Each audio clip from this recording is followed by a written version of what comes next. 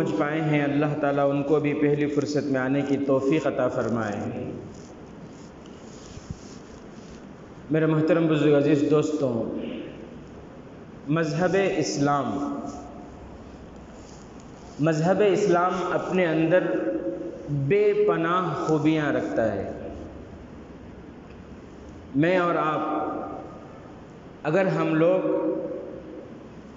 احمد مجتبیٰ محمد مصطفیٰ سرور کونین شافی محشر ساقی کوثر جناب آقا محمد الرسول اللہ صلی اللہ علیہ وسلم کے طور طریقوں کو اپنی زندگی میں لائیں، اگر ہم لوگ پیارے نبی صلی اللہ علیہ وسلم کے طریقے پر چلنے لگیں، عمل کرنے لگیں، تو ہمارا یہ عمل غیر ایمان والوں کے لیے بہترین نمونہ ہوگا۔ ہماری زندگی غیر ایمان والوں کے لیے بہترین نمونہ بنے گی۔ آپ جانتے ہیں جب حضرت امام اعظم ابو حنیفہ رحمۃ اللہ علیہ ان کا جنازہ جب جیل خانے سے نکلا تو صرف ان کے جنازے کو دیکھ کر، ان کے جنازے کے منظر کو دیکھ کر بہت سے ہزاروں غیر ایمان والے ایمان میں داخل ہو گئے۔ حافظ صاحب، خالی صاحب، ہاں اوپر کوئی آواز کر رہے، بچے آواز کر رہے اوپر کس۔ تو امام ابو حنیفہ رحمۃ اللہ علیہ کے جنازے کو دیکھ کر انہوں نے کوئی دعوت نہیں دی، انہوں نے کوئی بات چیت نہیں کی، صرف ان کے جنازے کے منظر کو دیکھ کر کئی ہزار غیر ایمان والے ایمان میں داخل ہو گئے۔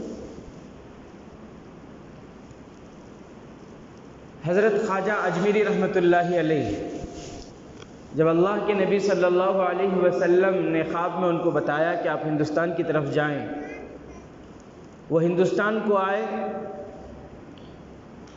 تو جو ایمان والے تھے انہوں نے ان کے ہاتھ پر توبہ کی، اپنے اصلاح کی فکر کی، اپنے گناہوں سے توبہ کیا، ان کے ہاتھ پر بیعت ہوئے،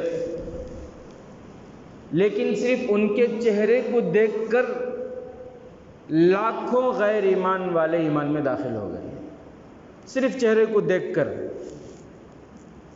ریزن کیا تھی؟ وجہ کیا تھی؟ ریزن کیا ہے؟ وجہ کیا تھی؟ حالانکہ انہوں نے بڑے بڑے کرامات نہیں دکھائے، ہواؤں میں اڑ کر دکھا رہے ہوں، پانی میں چل کر دکھا رہے ہوں، ایسے بڑے بڑے کرامات نہیں دکھائے، لیکن اس کے باوجود بھی لوگ صرف ان کے چہرے کو دیکھ کر ایمان میں داخل ہوئے۔ اس کی وجہ یہ سب سے بڑی کرامت جو تھی وہ یہ ان کی زندگی میں کہ وہ اپنی زندگی پیارے نبی کے طریقے پر ان کی زندگی تھی، سنتوں پر ثابت قدم رہتے تھے، وہ سنتوں پر ثابت قدمی، ایمان پر استقامت کے ساتھ جمے رہنا، یہ سب سے بڑی کرامت تھی۔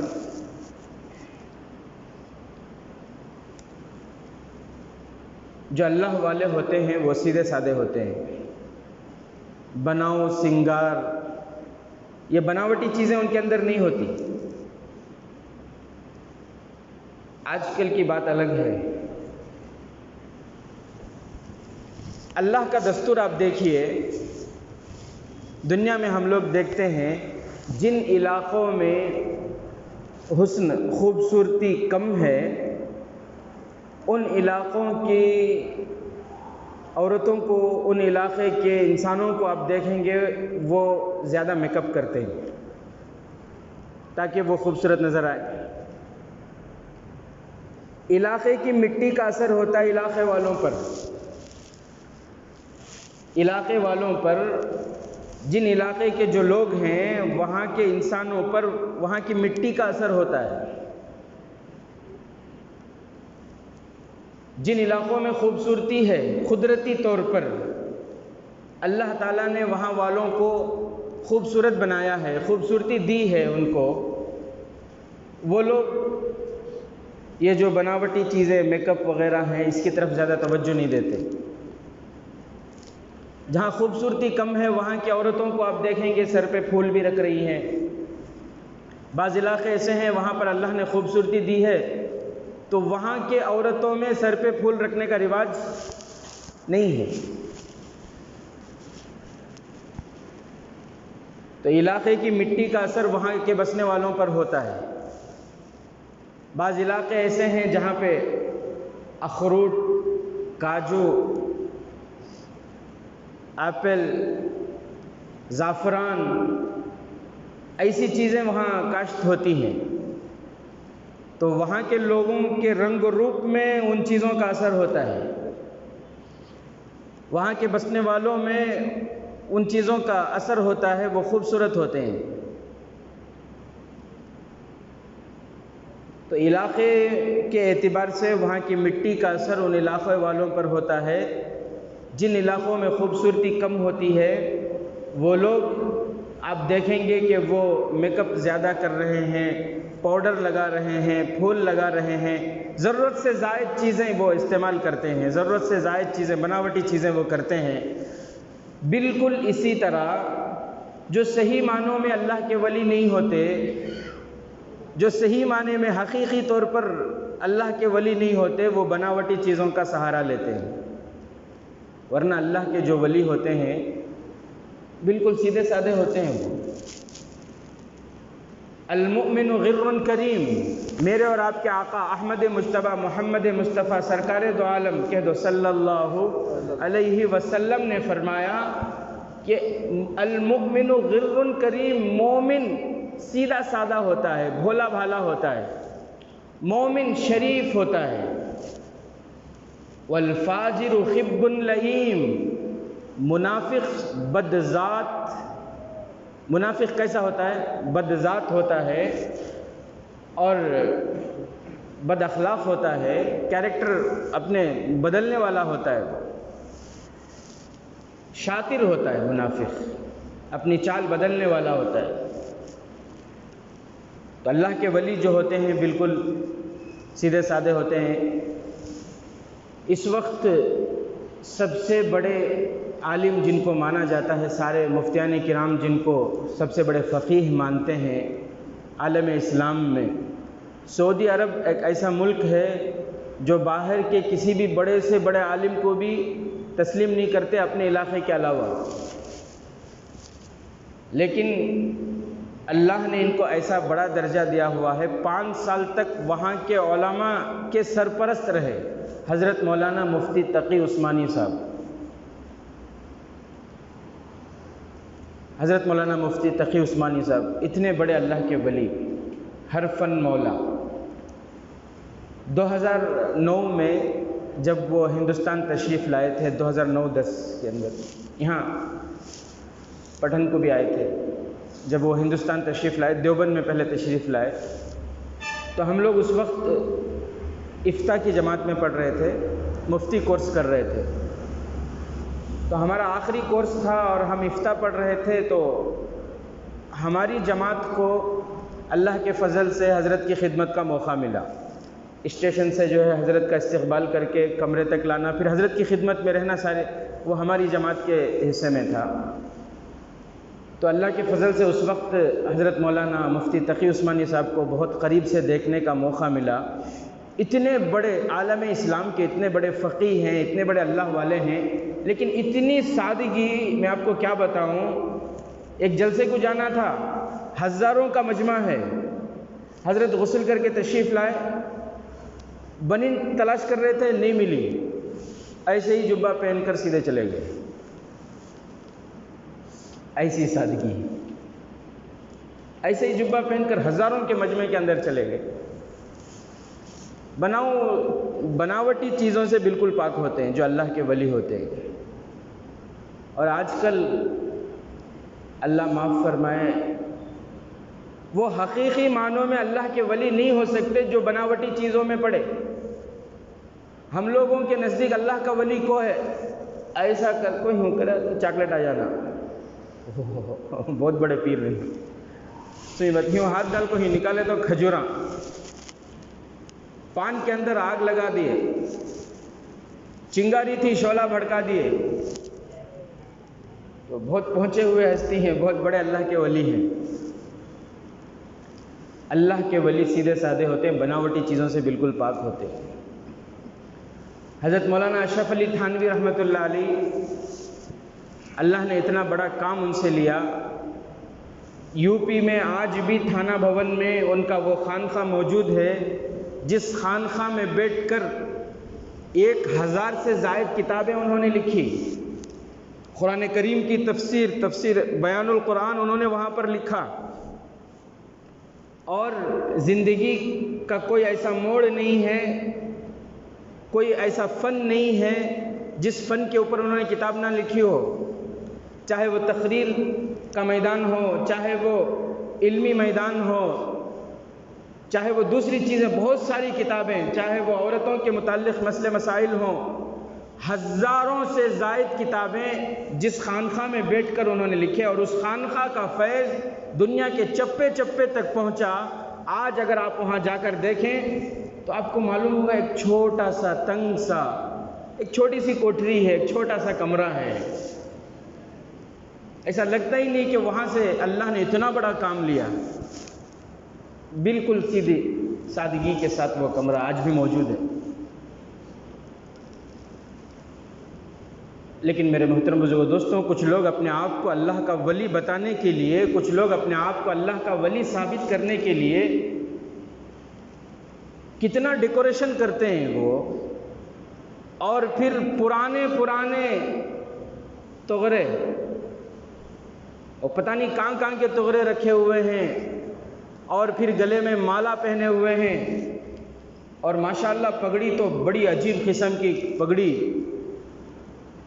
और मुरीदीन बॉडीगार्ड की शक्ल में बारौब उनके पास मौजूद हैं, और लोगों को ये बताने की कोशिश कर रहे हैं कि हम अल्लाह के वली हैं। क्या कोशिश कर रहे हैं? हम अल्लाह के वली हैं।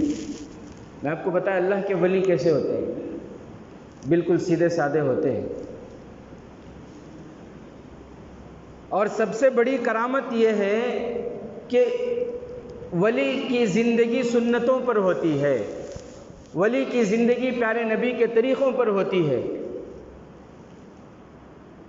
ये साइंसी करिश्मे दिखाना या अजीब अजीब करतब दिखाना ये कोई अलामत नहीं है इस बात की कि वो वली है। राबिया बसरिया को तो आप जानते होंगे, बहुत बड़ी अल्लाह की वलियाँ गुजरी है। एक मरतबा वो अपने खादिमा के साथ किसी ज़रूरत से जा रही थी।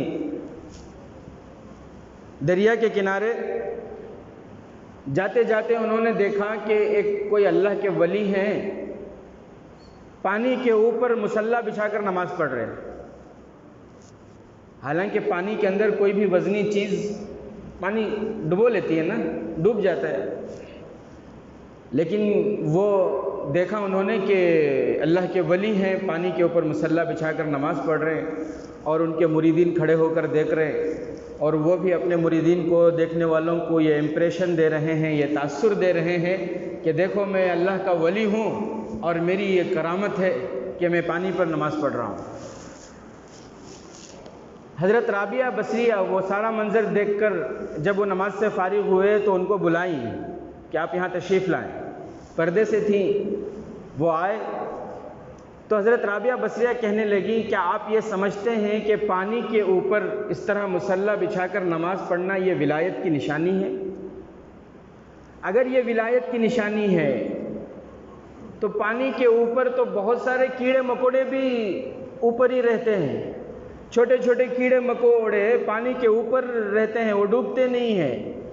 अगर पानी के ऊपर डूबने से बचकर ऊपर रहना ये विलायत की निशानी होती तो फिर वो कीड़े मकोड़े भी सबसे बड़े अल्लाह के वली होते। हवाओं में ठहरकर नमाज पढ़ना ये अगर विलायत की निशानी होती तो अल्लाह की बहुत सारी मखलूक ऐसी हैं जो हवाओं में रहती हैं। गंदगियों में बैठने वाली मक्खियाँ भी हवाओं में उड़ती हैं। تو یہ سب سے بڑے اللہ کے ولی ہوتے. تو مان لو رابعہ بصریہ رحمۃ اللہ علیہا نے یہ فرمایا کہ ہواؤں میں اڑنا ولایت کی نشانی نہیں ہے، پانی پر کھڑے ہو کر نماز پڑھنا ولایت کی نشانی نہیں ہے. ولایت کی نشانی، سب سے بڑی نشانی یہ ہے کہ انسان کی زندگی سنتوں پر ہو، انسان کی زندگی، اس کا ہر قدم پیارے نبی کے طریقے پر ہو، وہ پوری زندگی ایمان پر ثابت قدم رہے، جمع رہے. یہ سب سے بڑی ولایت کی نشانی ہوتی ہے. بات بھی صحیح ہے.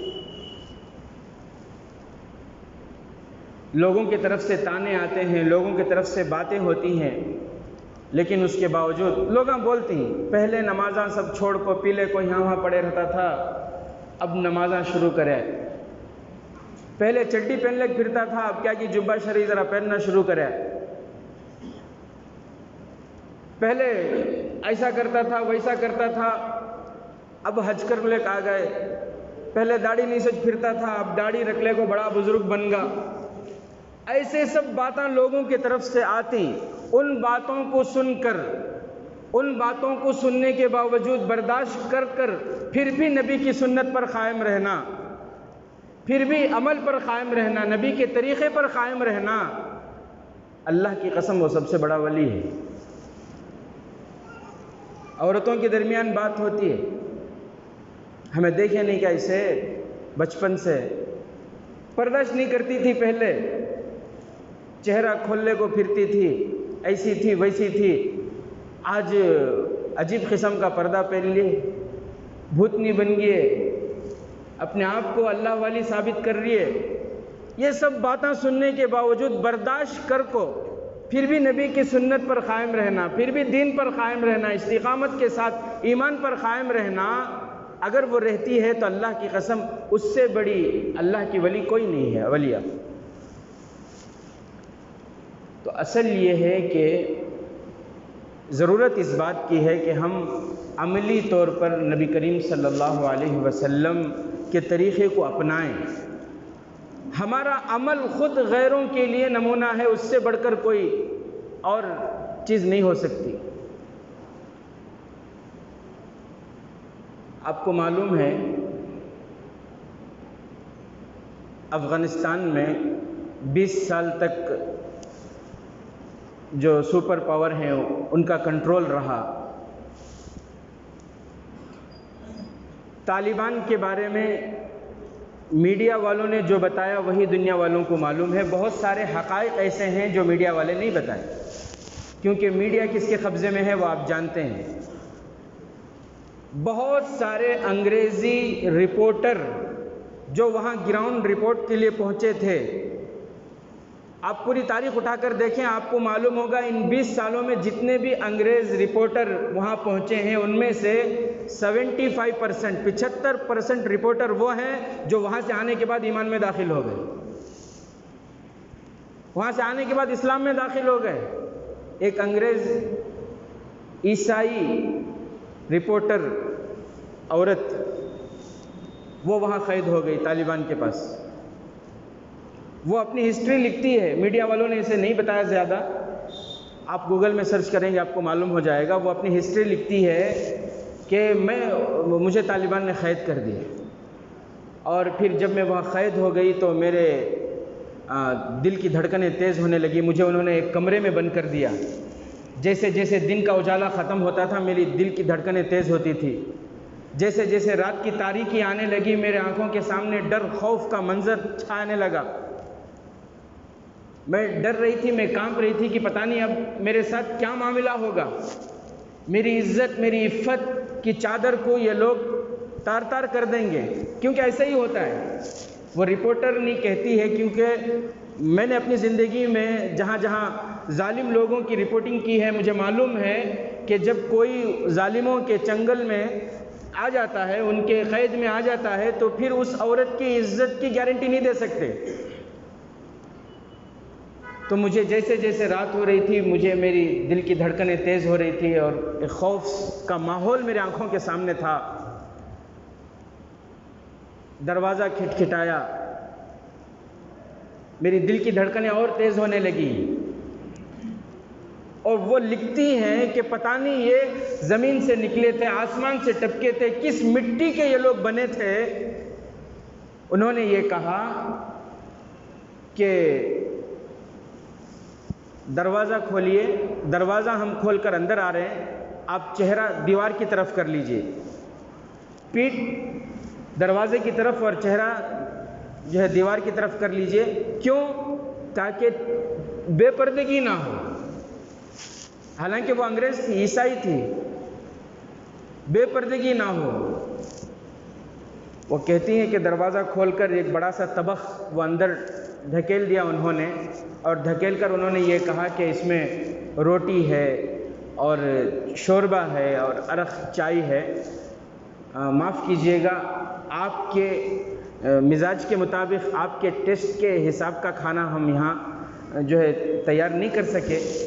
اگر آپ کھانا پکانا جانتی ہیں اور آپ خود پکا کر کھانا چاہیں تو ہم جیل خانے کے اندر آپ کے لیے وہ سارا انتظام کر دیں گے، ہمارے طرف سے کوئی کمی کوتاہی ہو تو معاف کیجیے۔ یہ کہہ کر وہ لوگ چلے گئے۔ اللہ اکبر کبیرہ۔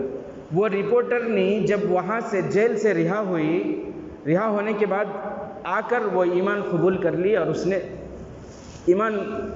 نے یہ سارا ریزن لکھا ہے کہ مجھے اسلام کیوں پسند آیا، میں نے ایمان قبول کیوں کی، یہ سارے اس نے وجوہات لکھے ہیں اس میں، کہ اسلام اپنے اندر ایسی خوبیاں رکھتا ہے۔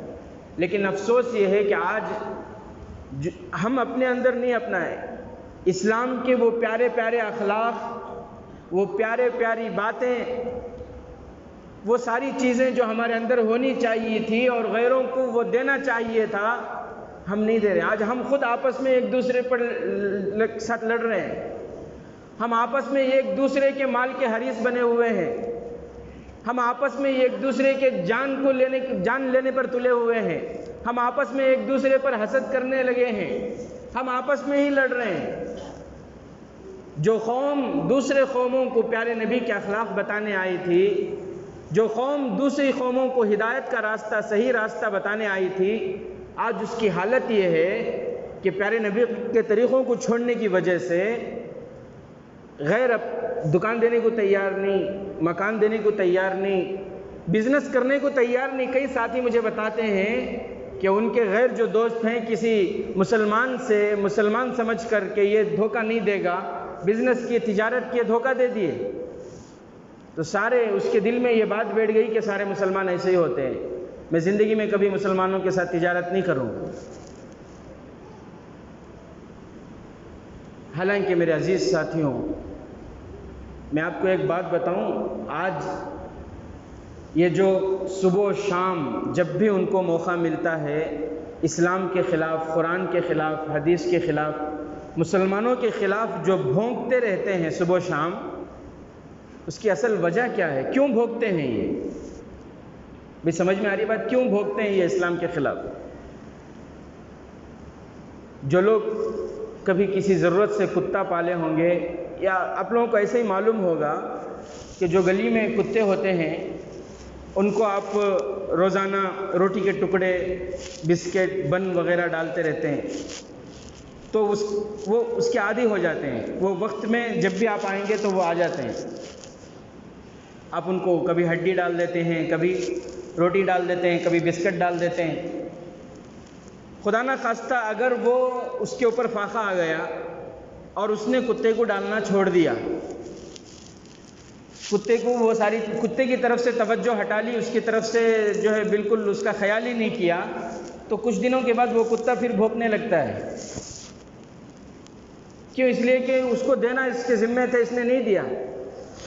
بالکل اسی طرح میرے عزیز ساتھیوں، پیارے نبی کے پیارے اخلاق، پیارے نبی کی پیاری سیرت،